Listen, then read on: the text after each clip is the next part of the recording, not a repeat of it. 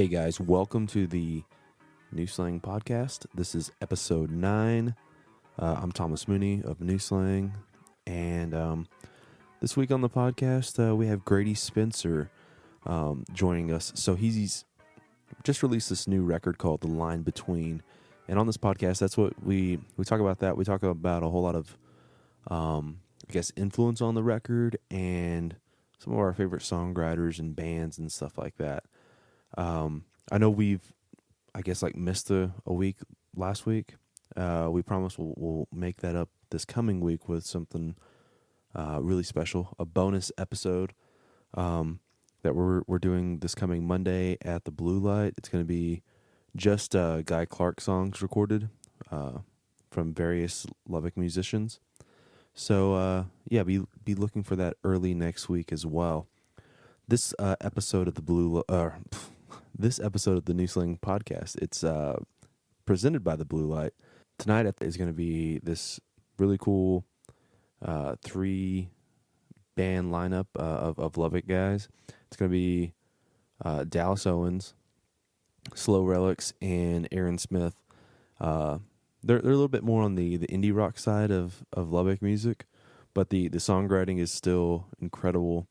So go out tonight and listen to those guys. Friday is going to be something really cool. It's going to be Randall King's album release show. He's releasing this new EP called Another Bullet, which if you go on New Slang right now, you can go and stream the record for the next few days, and then of course it's going to be out on Friday where you can purchase it either at the show or you can order it online. I think right now they're just exclusively selling it through Lone Star Music. So you can go over to lonestarmusic.com and order it there. Callahan Divide is going to be opening that show. It should be a incredible time, you know. Saturday is going to be Quaker City Nighthawks. I've been really excited about this band coming back to Lubbock. They're a Fort Worth kind of like blues rock, psych rock kind of thing happening. They have this new record coming out, and it's one of the best records I've heard in a long time. So they're going to be playing Saturday, and I highly suggest you go and you come out Saturday for that show, because it's, like I said, they're one of the up and coming next level bands that they don't really come around Lubbock that often, but so you kind of have to see them when you can. They've been opening up a whole lot of really cool shows with like Chris Stapleton and people like that. We're gonna try and get them on the podcast, and I guess like if you want to listen to their new record, it's coming out I think on Friday as well. But right now it's streaming on like Jimmy Fallon's Tumblr page, so we'll shoot a link out on where that is if you want to listen to it. It's like I said, it's a great record. And then on Sunday there's going to be another Lubbock band playing on the patio. If it's not raining, they'll probably just move it inside. But it's going to be Dick's Hat Band on Sunday. So yeah, again, tonight Dallas Owens Band, Slow Relics, and Aaron Smith.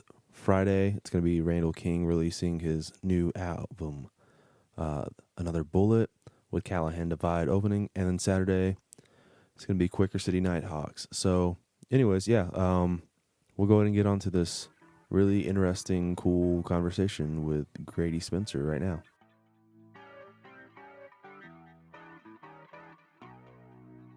Don't do intros on here. Yeah. Let's just start talking. How's Sounds it been good. going, man? Dude, it's going great, dude. We're just put out the new album yesterday, and it just like this show tonight kind of was what made me like, okay, I got to get this album out. Like I got to get things cooking, and so started getting the artwork going and getting all the production stuff done, and we were all shooting for tonight, and it just kind of all fell into place and worked out. So man, we're excited for tonight, and it's gonna be great.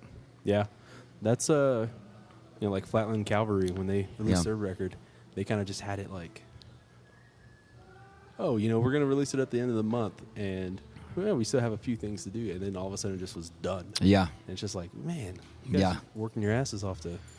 Well, and it's like we were just talking off mic about, you know, all the details of, you know, getting it online, and there's so many ins and outs now in the kind of internet world that to get it out and ready digitally is 10 times the trouble of like having an actual CD in your hands. Like, Yeah.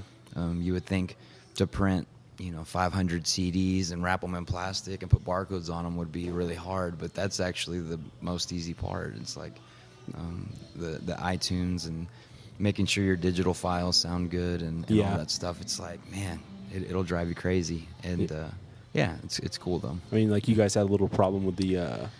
Yeah, we had a the big pre-sale, problem. you know? Yeah, we had a huge problem. It was a file issue, and I thought I had uploaded the correct files, and that's what happens when you leave things to me. Like I wish I had let somebody else do it because they probably would have done it right the first time. But yeah, so iTunes already had the music, and you know they were already in process of putting it out. And then a week later, I go and listen to the proofs, and they're just complete crap. There's like crackles, and it just sounded really bad.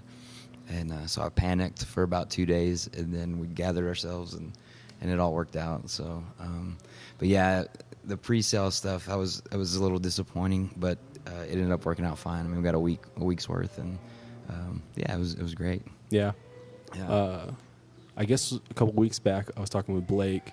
You Yeah. kind of said, you know, this record, you were trying to put it together more as I can't remember if he necessarily said like a concept, but making it where the songs felt more connected. They are, yeah. Versus previous pieces. I think for the first time, and this could have just been pure chance, but the songs kind of were following a pattern of half of them are kind of written from the point of view of like the person who kind of has their lives together and you know has a wife and a kid and pays their taxes, and then the other half of the songs are people who are struggling and maybe kind of searching for, you know, what they're supposed to be doing with their lives, and you know having trouble by, you know, society's standards or whatever, but maybe they're just as happy. And you know the common denominator is that we're all people and we're all the same, and what brings us together is all the same. So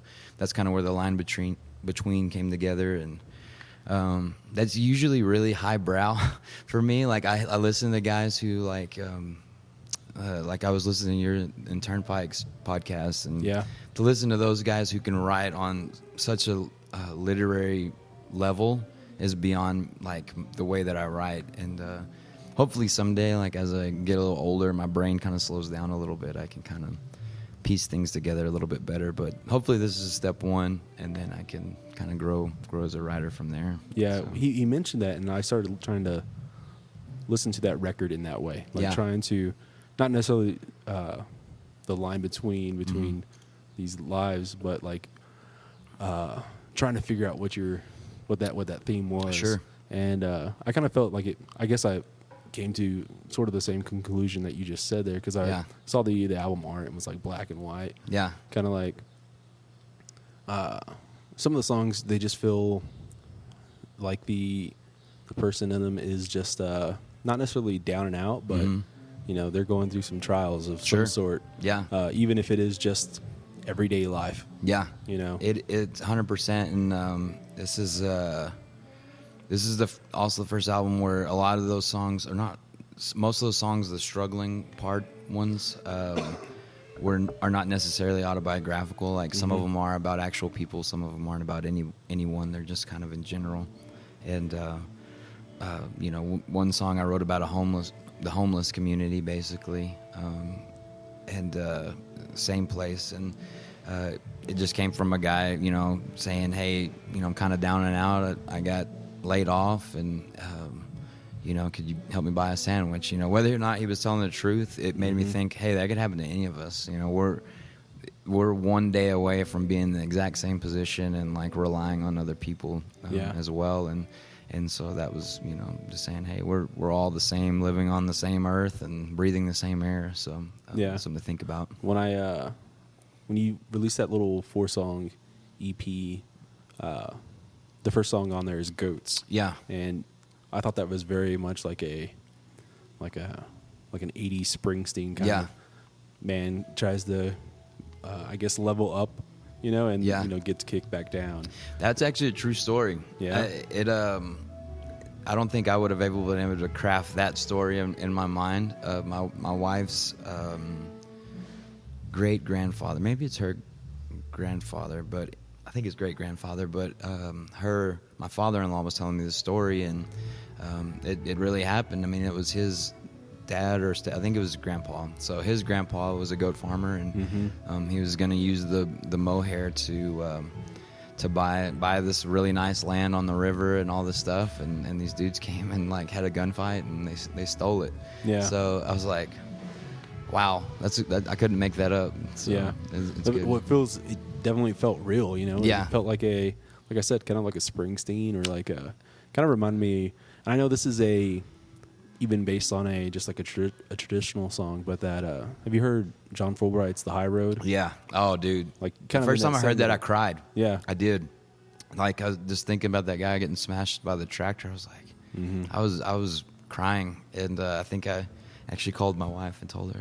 I think she made fun of me, but yeah, yeah, dude, Springsteen, and like having that raw, like working class, pull yourself up by the bootstraps type stuff. Yeah. I love those themes, man. It makes me happy.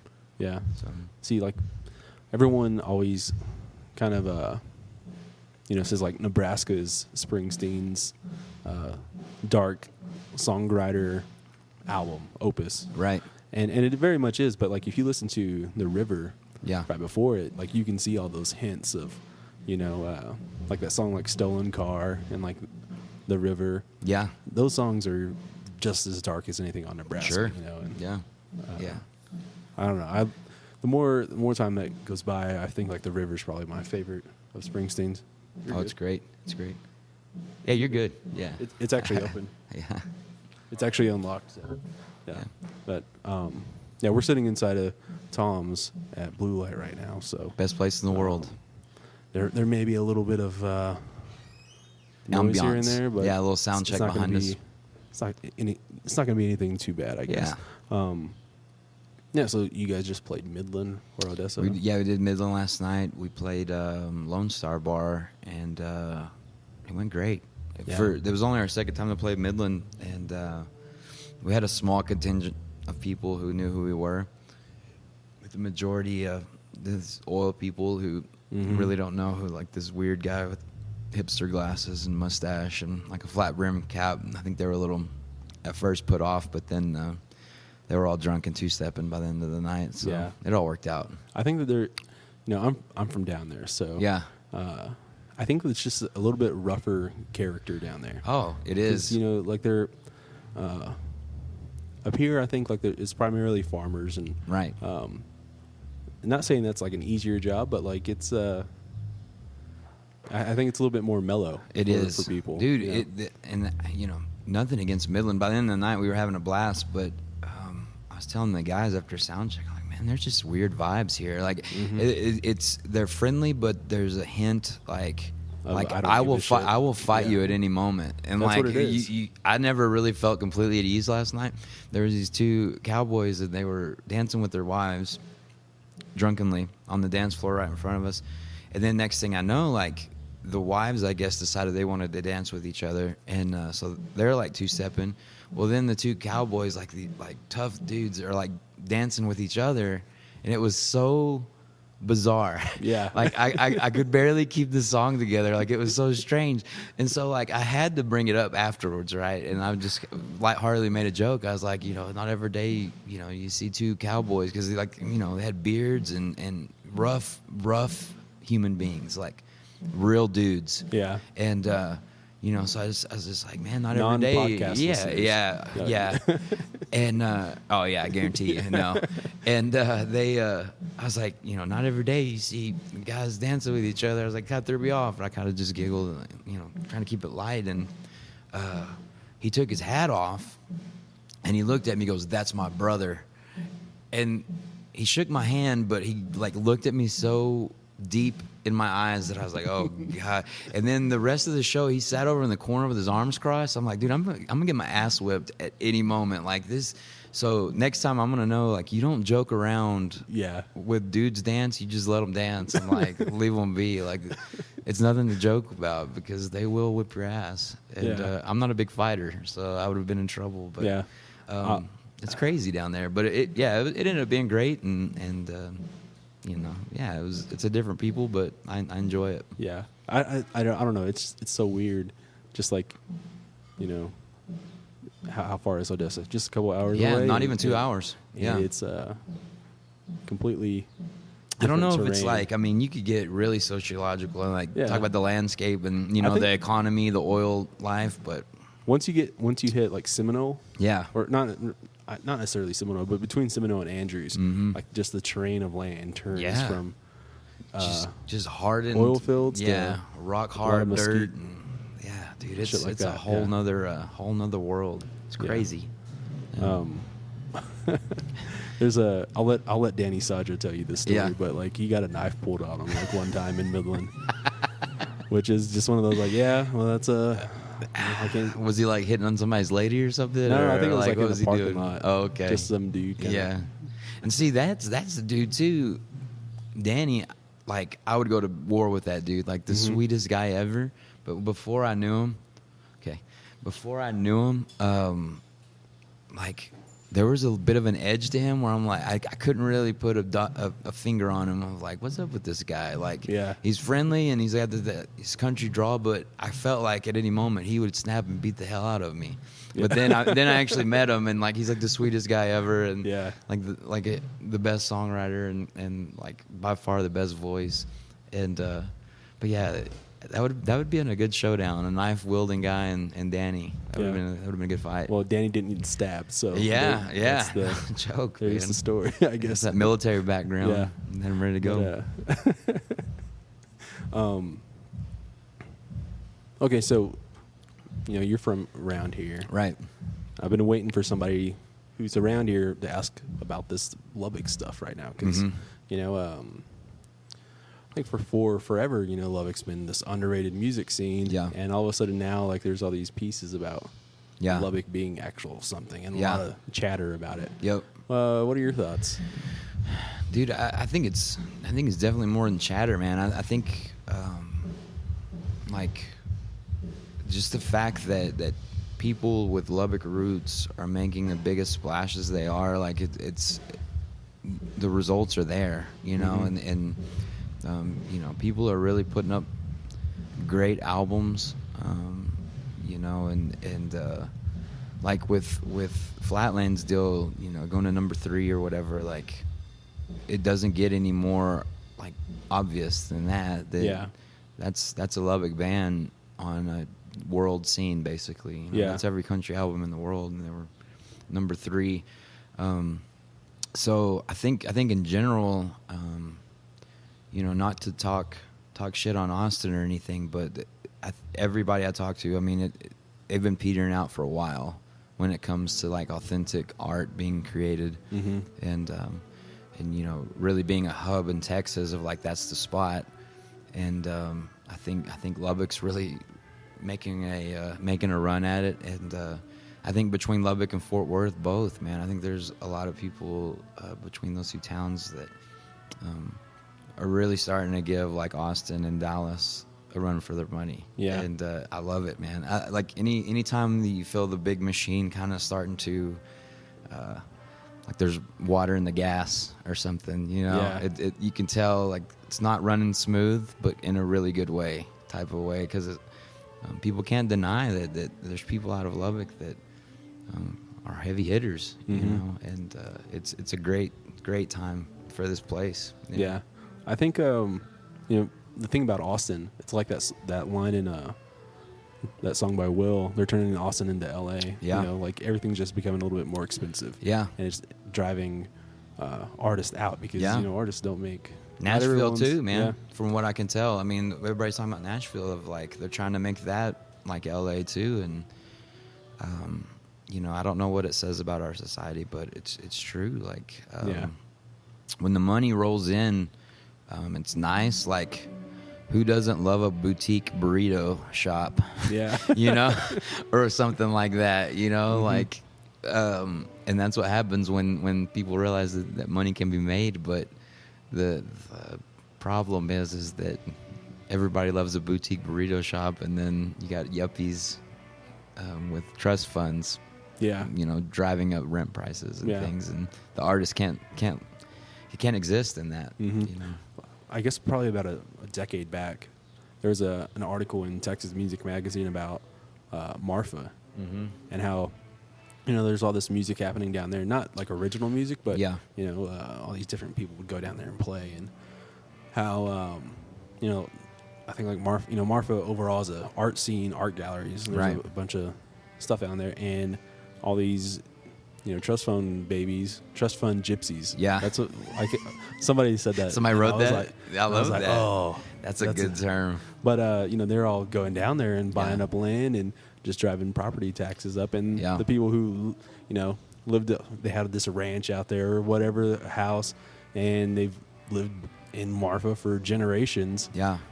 Just are driven out. Yeah. There was a little bit of a problem with that. And I'm sure that it's still happening. 'Cause- It's such a strange thing, and I read an article about New Orleans, and it was the same thing about, you know, the city needs tourism, it needs people there spending money, but the downside of that is the more people that come in and spend money, the more people want to move there because it's cool and hip, and then the people who are from there and are genuinely, you know, New Orleans or Marfa or whatever town.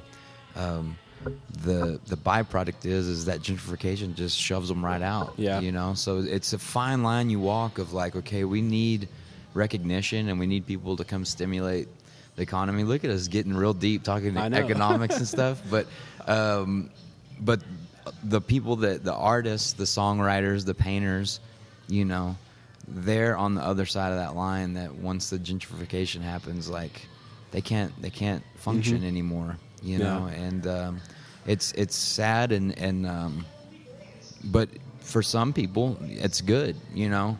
Some people don't give a damn if you have a good songwriter in your town or not. They're just about that money, Yeah. you know.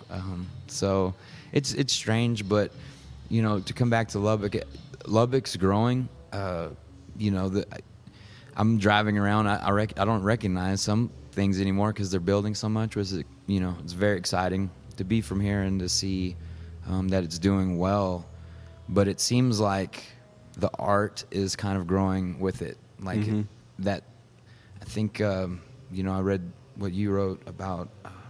You know, maybe you can't go back now. You know, Yeah. the pedal has been pushed and you're Yeah. moving forward and I think you said maybe the beginning and the end, didn't you? Didn't you say that? What I was saying was that, you know, it's been considered underrated. Yeah. And once, you know, everyone starts saying, oh, well, Lubbock's underrated, Lubbock's underrated, Lubbock. And it's not necessarily even me saying that, because I've been saying that for a long time. Right. Or like any musician from here has been saying that for a long time. Yeah. But it's whenever outside voices start saying that. Yeah. Then it's like, oh, well, then that actually means more than what anything we say. Sure. Because we're biased. Yeah. And so once you hit into the, I guess, properly rated Realm. realm, Yeah. then I guess it's like a time bomb. It's Yeah. just ticking down. Yeah. Which that doesn't mean we're going to be overrated in a year. Yeah. Or nothing like that. Yeah. You know. It could be a decade. Look how long Yeah. Austin was properly rated. Yeah. Yeah. You know, they're 20 years, 30 Yeah. years, yeah. so then at some point though it turns into just being overrated just because of all the outside Yeah. shit that comes with it, you know. Yeah. And I do think it's one of those things though. It's like you really can't go back from it. Yeah. And this is not a bad thing. I Right. mean, it's a phase. Yeah. You know, and what happens after you become overrated for a while, you become underrated again. You know? Yeah, absolutely. So it's I don't think it's probably like overthinking everything, but that's what I think like it should doing be, about. I mean, I think it should be thought about. I think it should be talked about, and honestly, dude, I think it should be embraced. Like, you know, Fort Worth made a decision this past year to really promote the city as a place for artists, a place for creative people, filmmakers, musicians, and that's where the South by Southwest showcase came, and they've been incredibly kind to me and promoting my stuff, and I don't have any idea what Lubbock government does, but I think if the city as a whole were to embrace the fact that they have a lot of really great songwriters right here in their living room, and to, they don't have to spend $1 million, like just help kind of stimulate that growth. Yeah. Talk about it, kind of just plow the soil a little bit. I think that would help, because then you're not having like the Chamber of Commerce, who wants huge growth really fast, versus the little old songwriter who can barely pay $200 a month for rent. Like if those two come together, even if it's only for a couple years until they have to split up, like if they can help the artist, and really push Lubbock as a place that songwriters are born and are made and can come from. I think,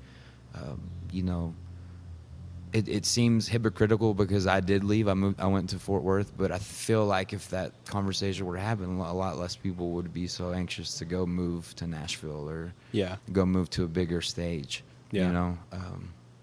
So I think if it just wasn't so damn far from everywhere else. That's the thing. It's so hard. It's a double-edged sword, right? Yeah. Because, it's so isolated. And that's what made all those, like, the Joe Elys and the Terry Allens so damn good was, nothing to do out here except go to church and play music, which typically we're at odds with each other, that kind of thing.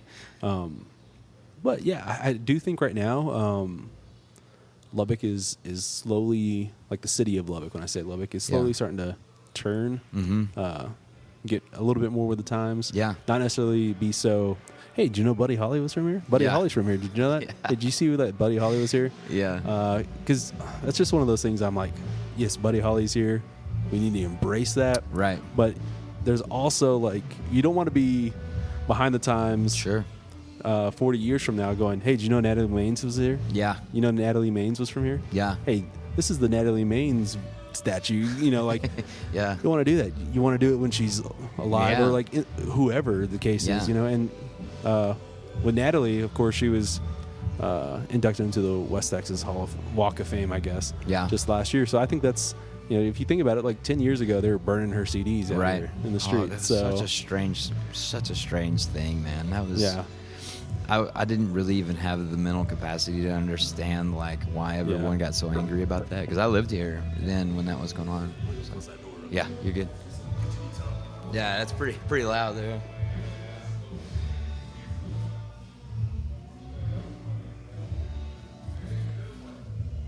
Yeah, that helped for sure. Yeah.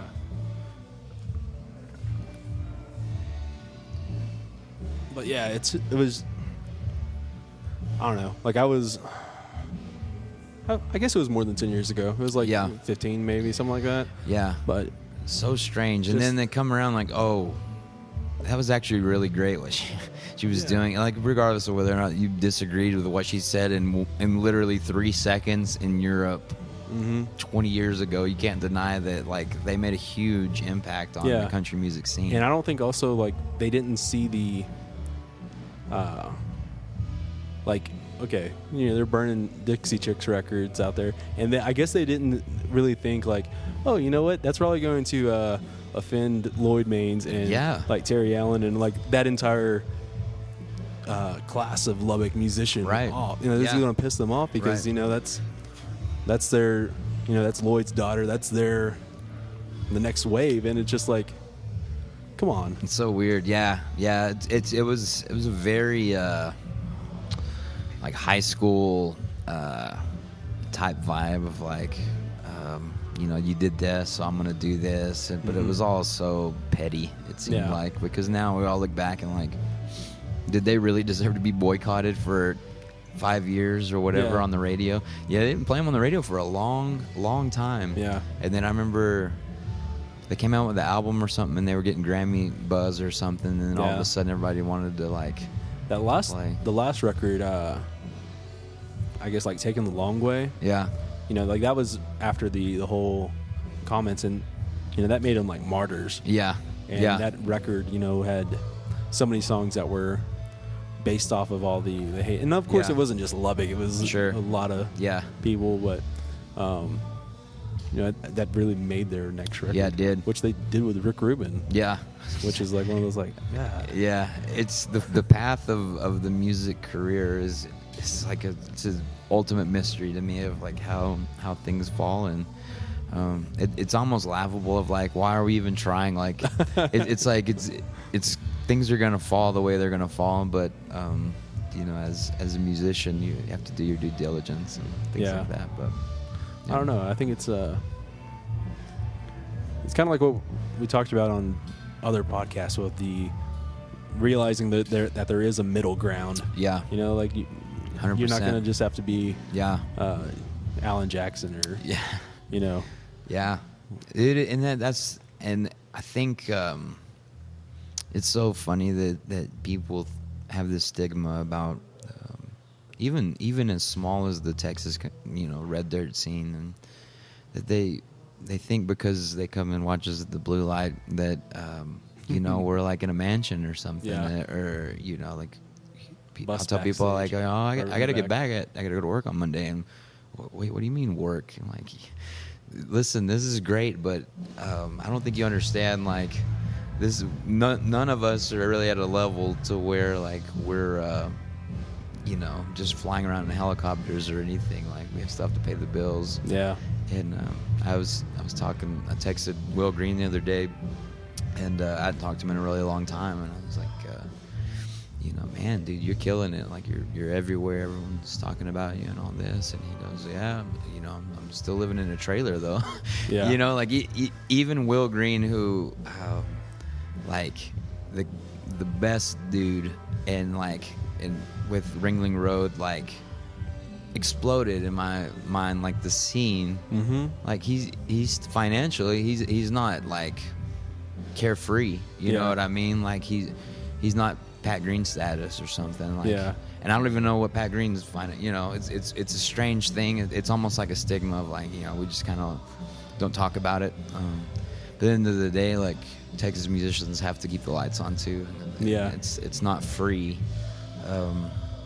But yeah, the middle ground, like, I love it. I love the middle road right now, and because you know, I don't have any pressure from any company, any record company, any management deal, you know, because they're not, I don't have those things, so they're not wanting money for themselves. It was, you know, the album I completely paid for by myself, and we're promoting it straight DIY, that no one's you know, putting pressure on us to do this or do anything that we don't want to do. So right now I am like happy as can be, because from here on out, like, once the costs from the album are recouped, like, everything else is just butter, you know what I Yeah. mean, for the next one. And if things, you know, continue to grow, I don't necessarily know that the next album will be that way. You know, maybe I will have a suit breathing down my back saying, hey, no, you got to do this, you got to do that. And even then, that'll be a good problem to have too. You Yeah. know, I'll be happy, because then maybe the day job stuff will be slowed down as well. And but even if it doesn't, in next year I'm doing more day job stuff and less music, like, Yeah. financially that's a better move anyway, honestly. But you know, there's a lot less free Lone Star in the construction industry. But Yeah. it's Well, it's all you know, good. that's the I don't know if you're familiar with that Gillian Welch song. Which one? There's one about like Everything Is Free, I think is what it's called. Yeah. And like it's kind of about the piracy of music. Yeah. You know, as far as, you know, just illegal downloading kind of stuff. And Sure. it's she's kind of talking about, you know, they figured out like we're gonna do it anyway. Yeah. And like, so even if it doesn't pay, kind of thing. Yeah. And that's a lot of musicians are in that, you know, I'm gonna do it anyways. Sure. You know, And now, obviously, there's probably not too much illegal downloading of a whole lot of the people here in Texas, Right. Because there's just probably not anything on. I've always wondered that, like, what percent, like, how Yeah. many albums? There's probably in more the like scene? album passing, Yeah. that kind of thing. Yeah, I bet so. Or like plug your phone in. Yeah. Let me put this record on. Yeah. That kind of shit. Mm-hmm. Dropbox. But it's so true. Like, and I think probably the same would be for a guy like you. Like, even if your Twitter following or like your web traffic went to 1%, I feel like you would still be writing a blog or still trying to express yourself. Hopefully Through ways. Hopefully that doesn't happen. though, too. Yeah, I'm the same way. But in the same manner, like, if I say something dumb on the mic one night and people start burning Grady Spencer and the Work albums, and I never am able to get a show again, I'll continue to be a construction worker, but I'm always going to write and play music. And I feel like people will want to come check it out, if they're interested. But yeah, I think when you start being motivated by whether or not the masses are going to like it, is that's the age old, that's the poison. Yeah. Because then the depth of the art just goes right out the window. Yeah. It's crazy. Is one of the things I was talking about with after Merle Haggard died was he died when he was, I guess he was like 74 or something, 73, something like that. And it was just one of those, he had to cancel a string of shows since, I don't know, like, I can't remember exactly when. I think like around Christmas or something like that. Yeah. And one of the things I was talking about with a buddy of mine was, I wonder how many of the those guys just like run themselves ragged, not necessarily just on like drinking and Right. popping pills and lines of cocaine, all the extracurricular activities, but Sure. just be they get sick and then I can't stop this tour because Yeah. not necessarily because I need the money, but once you become a certain Yeah. size, then you like everyone beneath you, their livelihood is based on you being able to sing every night. 100%, dude. Yeah. And I saw that, like, we were lucky enough to get to do the Billy Bob's picnic, and Merle was there, and you see his like camp of people, and that makes total sense, man. Like, there were a lot of people dependent on that guy. Yeah. And it's once it reaches the point to where you're on the big tour bus and things like that, like, it becomes something else. And even like I was scrolling through Twitter on the way up here in the van, and Adam Hood canceled the show because he was sick, and he said it's been years since he he was so sick that he couldn't play. I guarantee you he's been sick Yeah. the past several years, but even a guy like Adam Hood, who in my mind in this scene like is royalty, like, I don't understand why he's not on, like, he's the best in my mind. Like, I love Adam, and but even a guy like him, like, still kind of the upper echelon of Red Dirt, he obviously has been pushing through the pain for years, sickness and all things like that. So I guarantee you it's taking a toll on his body. Yeah. But I'm glad that he just had a little baby. So hopefully it's like he's like, I'm gonna take the time off, because I want to see Adam Hood play music till he's like 100, Yeah. maybe even 150. I don't know. He's my favorite, the sweetest dude ever. Have you met him? Yeah. Oh, he's the best, man. What I find really interesting about Adam playing is that I've seen him up here at Blue Light a few times, and he never puts his he never stands in the middle of the Yeah. of the. It's my favorite, dude. I love it. I think it's like just one of those like, oh, that's And somebody was, I forgot, it was a buddy of mine, and we were watching a guy named Joey Green from Fort Worth, and it's a lot easier when you have a trio because it's three guys. If you have four, the symmetry of the stage looks all jacked up, because I would rather be over to the side too. Yeah. But I'm not a good enough guitar player to only have me and bass and drums, plus Trevor's pretty badass, so I'll keep him. But yeah, it's a lot easier with trio because you have two up front and one in the back. But he very well could be, if he wanted to, he could be in the center. And the fact that he, like, because he always plays with, like, top-notch musicians. He always has. And the fact that he kind of, splits it up evenly has always been awesome, man. Yeah. Yeah, he's great. Yeah, I don't know. Anytime I've seen him though, people will always ask me about it. Like I would know, like why he Yeah, does it. well, I I'm think like, it's a lot of it like stage symmetry. I'm in my mind, if I was in a trio, if it was me and two other guys, I would always do it because you don't want to. You would have all this unused space. real estate Yeah. over there. See, like I thought like it threw the symmetry off. Honestly, Really? 'Cause, like It spaces them out? Not necessarily like spaces them out, but like as far as who you're watching. Yeah, You yeah. know, like the lead singer, most people That's are going to true. be watching. So That's I a good felt point. like it pulled it off to the side. Yeah, that's true, man. But- I never thought about that. I mean, it does kind of put him over there on his own. Yeah, I don't know, man. I'll have to ask him next time I see him. Yeah.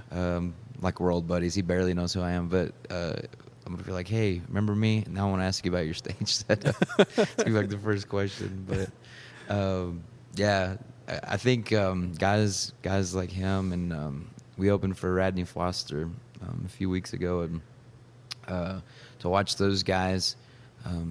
You know, Adam's not that much older than me, but he's a little older than me, and like it's kind of like goals for me to like, okay, I need to try to be a better guitar player to reach. Like when Trevor decides that he wants to go to Nashville and really make some serious money, because he will someday. Maybe I could just get by with me and a drummer and a bass, but right now I got a lot of practicing to do. But you see guys like that, and it's just like it's so easy and effortless that it's just like. Yeah, he doesn't need another guitar player up there. He's doing just fine. So, Yeah. it's great. Okay, so I saw, I guess like a little video that Will had done at Larry Joe Taylor, and they had asked him like if you could pick any co-write. Yeah. I'm not gonna ask you that. I'm gonna ask like if somebody had like all these unfinished songs. Yeah. You know, like there's a couple of compilations where like people finishing Dylan songs and Hank Williams songs. Mm-hmm. If there was just like a stack of songs and like there's like 15 people or just whatever. Yeah. Like, what name would you want to like finish out a song with? Like if there was an artist and like they were just never going to come back and Yeah. listen to it or anything like that. Like That's you had a like good 10 question. songs of whoever you wanted to finish. Yeah, I think I don't know, man. Probably the Wood Brothers. There's a guy named Oliver Wood. He's the lead singer. His style and his voice. He was a big shaper of my sound, but I really dig his style, and I think it'd be interesting. There's this indie band called Bahamas, who has a really sparse arrangement and like nothing at all like us, and Red Dirt people would they would not know how to process this music, but I think it's amazing. And he was the guitar player for Feist, and the way that he writes and composes and arranges his song, it's like nothing I've ever heard. So probably they're like Bahamas or Wood Brothers, or something like that. Yeah, like if there's like a single person like Jason Isbell, like that dude, in my mind, like in our world, he's just like he's king, like he's our Dylan, and I just get pumped like every time I hear it. Like I wouldn't even attempt to finish or cover any of his stuff because like I'm not even worthy to touch it, but his genius is just like in writing and taste and tone is it's like our generation's like top dog, it's amazing. Yeah. So. I think his songwriting is like you can process it the first time you listen to it, and then you can find something, even if it's just like a line or a word or a phrase that you go, oh, that's what he's talking about. Yeah. And that can be like 3 years later or something like that. Yeah. And like even on like Southeastern, I've done that since then. It's just like on a few songs where just like, oh shit. Yeah. I didn't realize he was, talking about this, or like if it's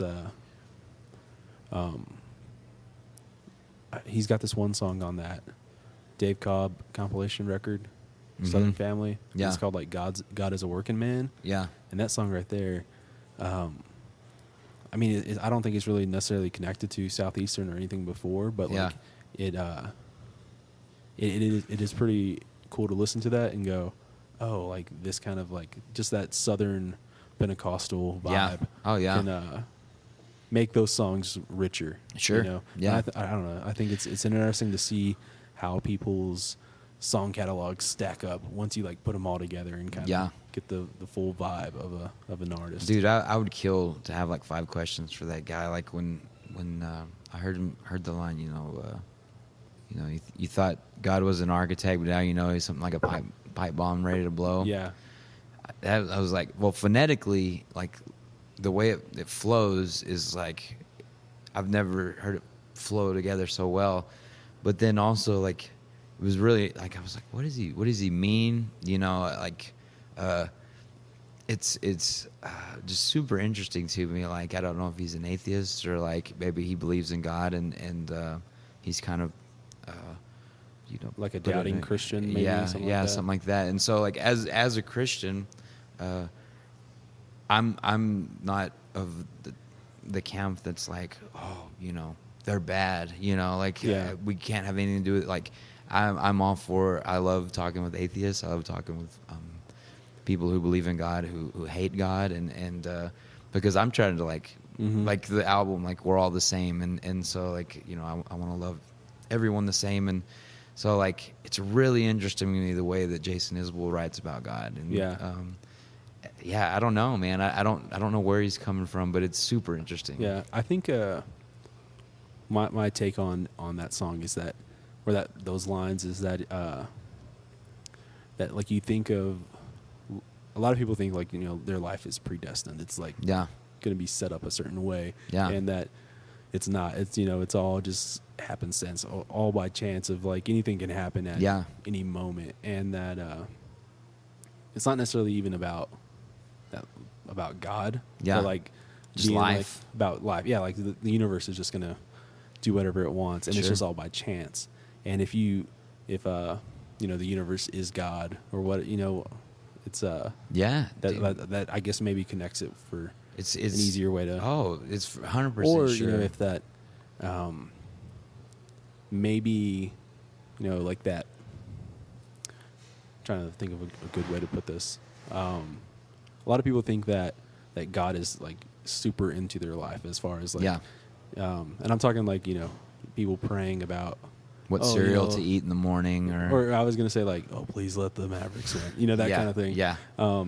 Like does God really care about that kind of thing? And maybe it being more that that God is apathetic to your situation. I think so too. And the debate of predestination is actually super huge. I mean, I don't know what your background is, but like even in the circles of Christianity that I kind of dwell in is people get really fired up almost to the point of like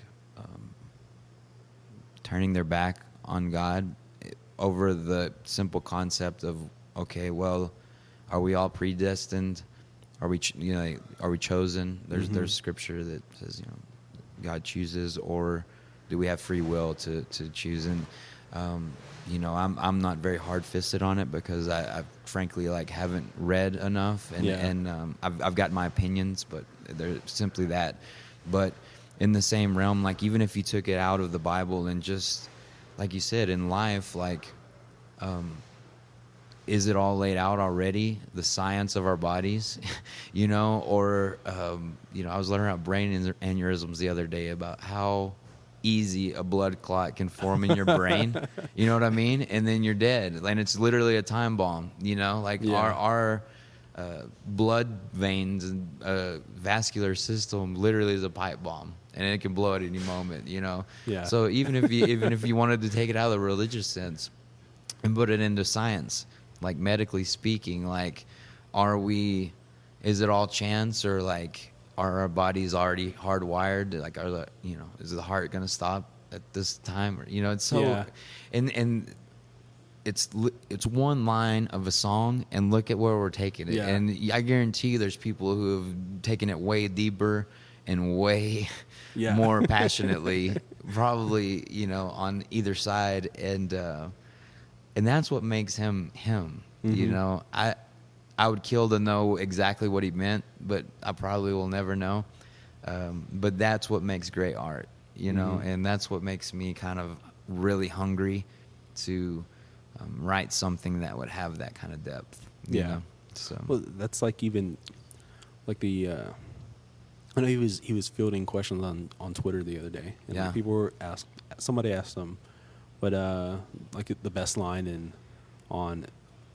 I can't remember if it was necessarily just Elephant or if it was on Southeastern. Yeah. And he said like a line from Elephant. I can't remember exactly what it was. It was either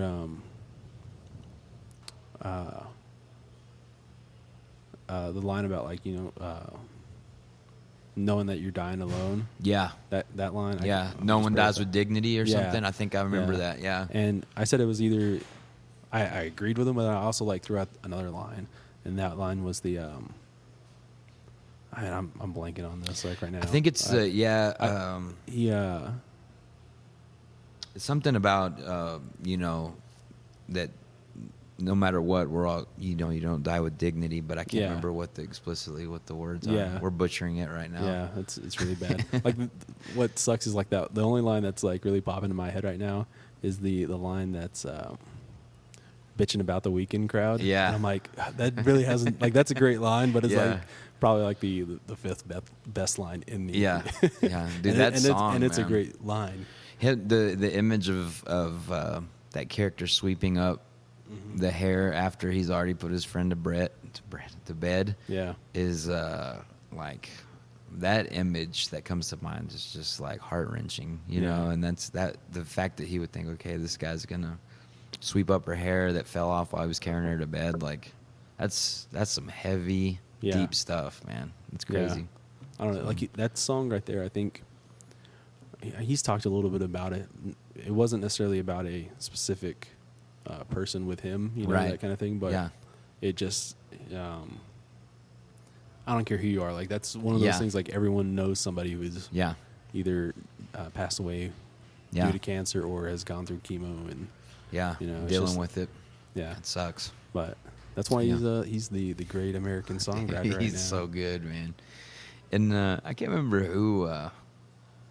Like every now and then, his name will pop up in places I don't expect, in like an interview or something, some Hollywood person, and everybody knows. Like Yeah. everybody knows now that Jason Isbell is as good as it comes. The Yeah. songwriter. I think like that's there for a while. That was happening with Ryan Adams. Like Yeah. Stephen King was even talking about. Yeah, It's like, oh, Stephen King, he listens to Ryan Adams while he's yeah, writing books. yeah. I think, man, yeah, that dude, he's great too. And I remember reading about Jason Isbell, opening for Ryan Adams in Europe or whatever, and it was an acoustic tour, and I thought, man, that's such a strange combination almost, but not really. Now, when you think about it in hindsight, like Yeah. they're both epic, like songwriting, arrangement, guitar tone geniuses. Yeah. They're basically cut from the same cloth. Like Ryan's a little obviously harder and A little more eccentric, I yeah, think, just yeah. overall. Just a little wild. Yeah. Dude, he's a weird Twitter follow, man. Yeah. He goes off on those cat rants or pinball rants, and Yeah. he kind of loses me. I think with the thing about one of the, I guess maybe the big difference between them is that, it at least feels that like Jason, those songs are, take so long to write. Yeah. And like it feels with Adams, like he's just always constantly creating. Dude, he never so much stops, stuff, man. And so, maybe like Jason, and it's probably just because Jason's not released as many albums, Yeah. or had the power to. Maybe I don't know. That it feels that Jason puts his energy into 12 songs, Yeah. and like Ryan's able to put it into like 100 in a year. Sure. And he's gonna release like 75 of them or something Yeah. like that. Dude, it's crazy, and you kind of see it with you know, he created his own studio with Paxam or whatever, and those guys who you know, make their own studios, you can tell like they've got gas in the tank, and like they want to be able to create it at any moment. And you know, I see pictures of his studio, and Dan Auerbach has a studio in Nashville. Like Justin Vernon has his own studio. Like I'm like, one, I would literally chop a limb off to record at any of those places with those guys. Like top-notch gear, but then all three of those guys are just like Jack White too. Jack White, the dude, one of the guys from the National, just built an amazing studio in a barn. See, those dudes, I think like the National is like pound for pound, like the best band of the last 25, maybe outside of Radiohead, maybe. Yeah. But like their songwriting is incredible, and like their tones, the texture and the tones, and like you said, the lyrics. It's just, dude, it's and it's crazy because probably 99% of the people that are going to listen to this probably don't know the National or like it. or they're going to go listen and like hopefully, not like dude, yeah. I mean, his voice style is a little strange, and like the way, you know, they're way left indie. You know, that's the songwriting craft, and you know, the same with like Wilco and some of their stuff. Like it's just a little too weird for this part of the world sometimes. But dude, it's so good. I think with one of the things with the National is that it's a 5-piece band, right? Mm-hmm. And it's like 2 sets of brothers and the lead singer. Yeah. And I get the sense that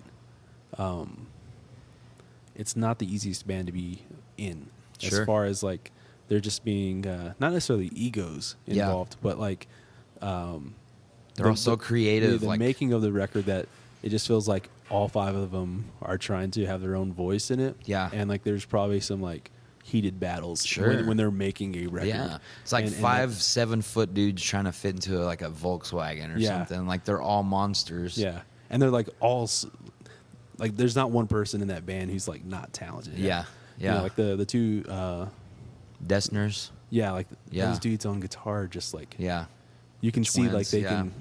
They're searching for certain specific sounds, and I know there was like a little documentary I watched. Just a little mini documentary about like the making of I guess like High Violet. Yeah. And I need to go find that out. Yeah, I think it may have been like on Pitchfork or something. Yeah. It was just like a short thing. Yeah. And I think it was Aaron and Matt, the lead singer, were like arguing about stuff because Matt is not classically trained, and he's the lyricist and everything like that. And he was just like, no, why can't you just do it this way? Yeah. And like they're just like, no, because it's not going to sound full whenever we. You know, and there's way more to it, but it was just them arguing about that kind of thing, and like how so many of the song battles in the making of the record come down to like 3 against 2 kind of thing, you know, and it you may not be agreeing with this person on 4 other songs, but you're agreeing with them on this song, and you're fighting the other 2 or whatever the case is, you know. Yep. Dude, I feel that thing, man, because all of my band are way more classically trained. Yeah. And so sometimes, you know, I get vetoed. A lot of the times, 9 times out of 10, I'll have a song completely done, and then they just kind of come in and beef it up, and Trevor will come in with some parts, and you know, we kind of just hash it out, and the bass is there, but every now and then we'll try and create something. And I'll come up with the dumbest stuff because I'm completely self-taught, you know. Like I'm the internet guy, got some tabs off a website and taught myself. And so like Blake went to school for it. Trevor's really, really smart. Steve's pretty smart, way smarter than me, all of them musically. And so it's a weird conversation to have when I suggest something, and then they're like, no, that'll never make sense. Those notes don't go together. Like, stupid. Or I'll think I'll have a grasp on like music theory, and I'm like, yeah, I'm gonna add like a minor 7 here, and they'll just laugh because it's completely wrong. Like, I would not even know where to begin with. Dude, I don't even try anymore. I'm just like, I'm gonna put my fingers here, just play along, and then it's good to go. But how was recording this record? You guys did it with like Tharp and we did with Tharp. Papa Jackson and Grant Jackson. Papa Papa Smith. Smith, yeah. I had Jackson in my head for some reason. Yeah, Papa Matthew Smith, and yeah, it was the same guys that did Reds. And I remember Red. I was going to watch him play at Magnolia in Fort Worth, and he's like, "I want to show you something." And we went to my truck, and he plugged his phone into my truck, and he played me the album, Men and Coyotes, and I was just like, "Whoa!" Yeah. I was like, "Fine," like nothing against his earlier stuff, but in my opinion, like it was finally production worthy of like how great Red is and like his songwriting, and it blew my mind and the textures and I was like, man, that's really cool. But even at that point, I hadn't even begun to think about budget or whatever, and so I kind of just forgot about it. And I started looking at studios, and Red told me, he's like, just call these guys, just talk to them. And I'd had a couple of things fall through with some other studios, and things weren't going very smooth. And I had a meeting with those guys, and we made a handshake, and then 2 months later, we went in the studio in Dallas for 3 days and tracked, I'd say about 90% of it, and then the rest of it we just did it. They have like a little home studio type thing, and we did some guitar work and vocals, and it was amazing, man. I mean, the Grant Jackson, which is Bingham's front of house guy, his head engineer. He's just super smart on engineering and getting sounds.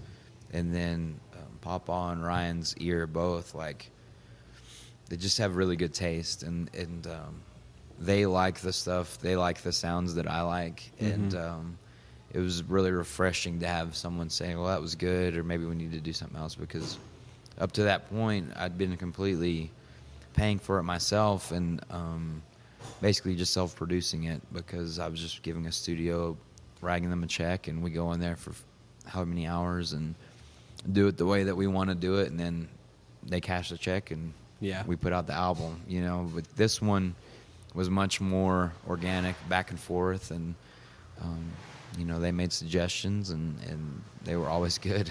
Yeah. And but then they also were really open to whatever we wanted to do, and you know, the tones that we wanted, and yeah, I'm like by far the happiest I've ever been with it.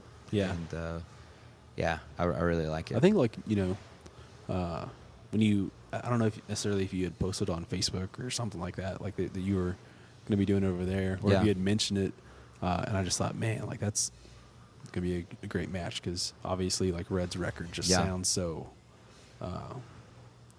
dynamic. You know, it just sounds like it sounds more like the desert than so many other things have in the last. I know a lot of people were comparing it to Mescalito by Bingham, which of course makes sense, but also like, you know, as far as being a kind of like a desert record, you know. And so dude, that record is amazing, and I love it. And you know, in the same vein, like I wish I could write music like Red does, but like when I write, for some reason my stuff comes out a little poppier. Yeah. So like I was just trying to like authenticate myself a little bit more when I was around Papa and Grant and Tharp, of like, okay, you know, I'm not just this bubblegum pop country guy compared to, because compared to Red, you know, like he's a pretty heavy writer, and the style that he writes is like a iron fist, and so yeah, it definitely made me want to step up my game. But the stuff that they did on Men and Coyotes, like, man, it's great. And luckily we were able to borrow just enough of the same techniques and kind of the same sounds. And I think that my writing's just different enough that it's not the same record at all. Like it's two very different things. So. I know, like, you know, you mentioned just like with the Red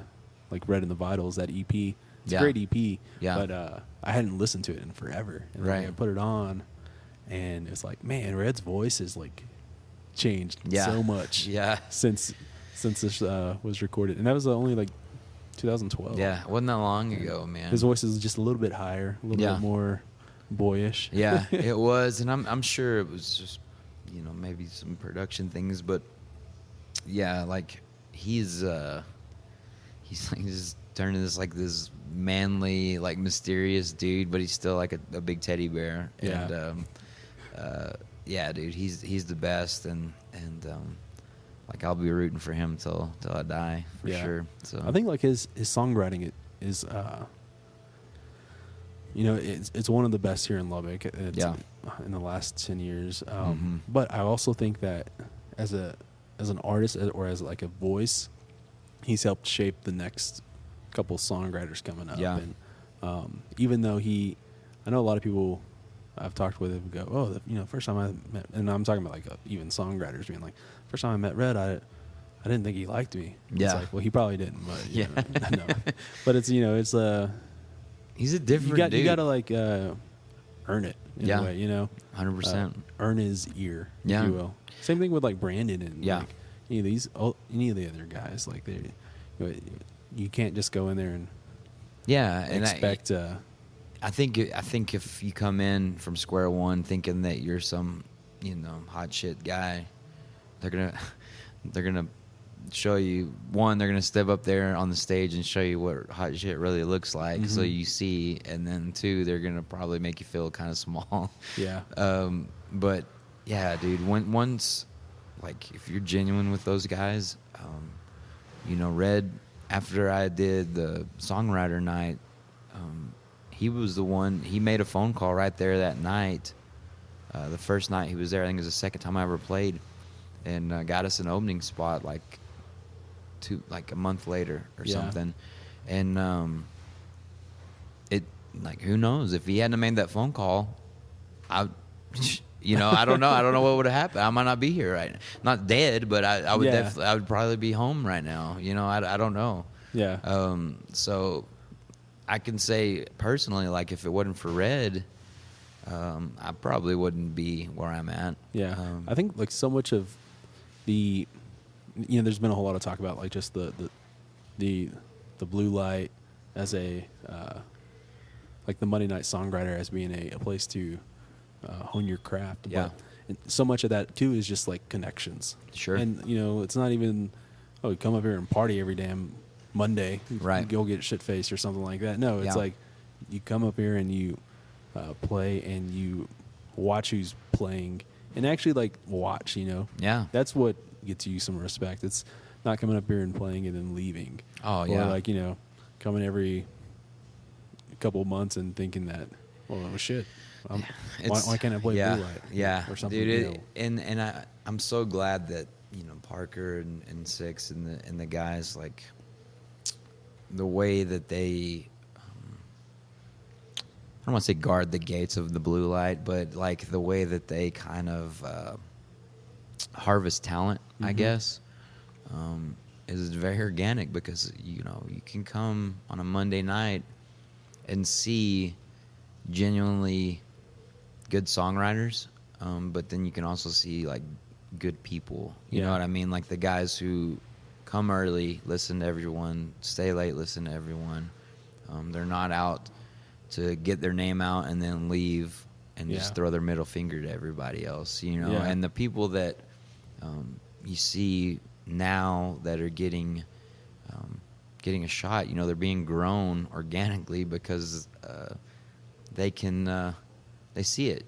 Parker sees it. Six, these Lance, these guys see it, and I think it's like super corny to say it, but it's like a very like organic, beautiful thing. Mhm. You know what I mean? Like it's literally like a field in the best sense of the way, and because on a Monday night, like all the hoopla and the big bar tabs and the drunk masses and the craziness is all gone. It's stripped away, and it's just It goes back to that Isbell line, bitch Yeah. about the weekend crowd. exactly, man. Like it's so funny now that I've been lucky enough to reach the point to where I'm playing Fridays and Saturdays at the Blue Light now, and it's also a little sad because when I was playing Wednesdays and Thursdays, it was different. You know what I mean? Like The opening guys, I could sit at the back table, and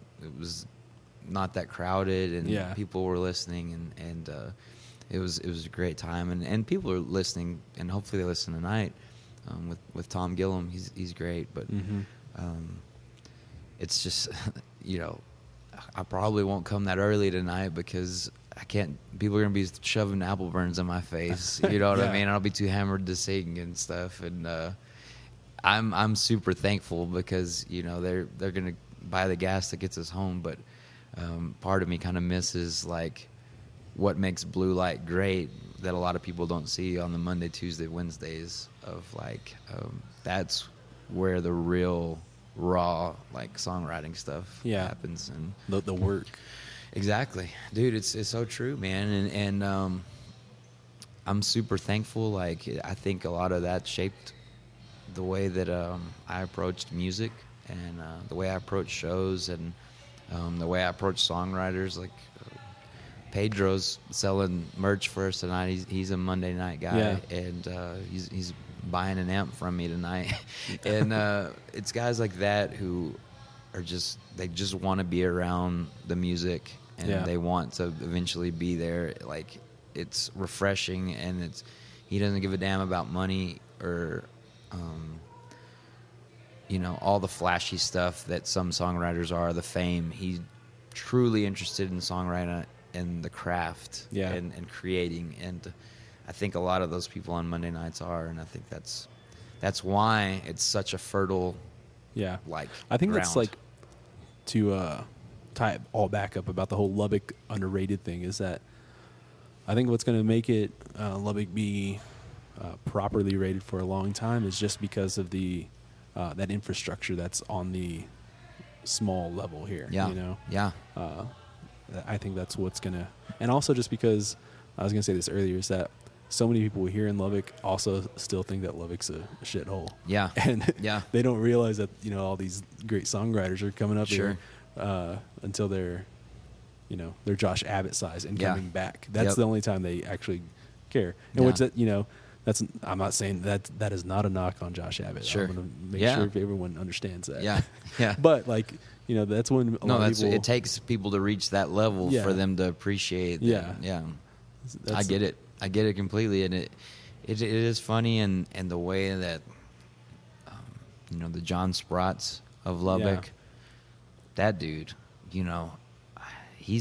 I've never met him actually. I've been in 100 bars and probably drank way too much 100 times to his music when I lived here, and every single time it was amazing. Like he never had a bad show, and like I said, I've never met him, but he's dwelling in a world that's not this world, and it's kind of weird. And hopefully, he enjoys it, and hopefully he's doing well financially, but there's a whole nother side of that circle. Yeah, I've talked with Brandon about this a whole lot, about so much of Lubbock music is, Buddy Holly, that's a touching point, right? Yeah. And he died in 59. The next, like, people that we really talk about is, like, Ely and the Flatlanders, Maine's Brothers, and that's, like, 78 through, like, 85 maybe. Sure. But then from, like, 81, 82 to, like, even 2000, 99, it's kind of like the lost era. Like it's very hard to find any of those guys' CDs. Like, and then I guess around that time, Pat Green, Wade Bowen, Corey Morrow, like all those kind of guys. Yeah, you're able to like at least touch base again with Lubbock. Sure, but there's like this lost era. Yeah, so it's weird to. It's not even just weird. It's very difficult to go down that rabbit hole and try to find shit because it is very. It's very like you said, it's very complicated. Just so many levels of art and circles and genres and just all kinds of stuff, and that's the fact that it's out here on an island geographically. I think it's just what makes Lubbock great, and it's just a really interesting onion. You know what I mean? Like it's in my mind, like there's a lot of things that make it really beautiful and white and perfectly round, and then you start digging and it's tasty, and sometimes it stinks, and sometimes like it's there's all kinds of stuff. I love this place, and yeah, man, it's awesome. Yeah. So Well, it's good stuff. How long have we been talking? We've been for, talking man?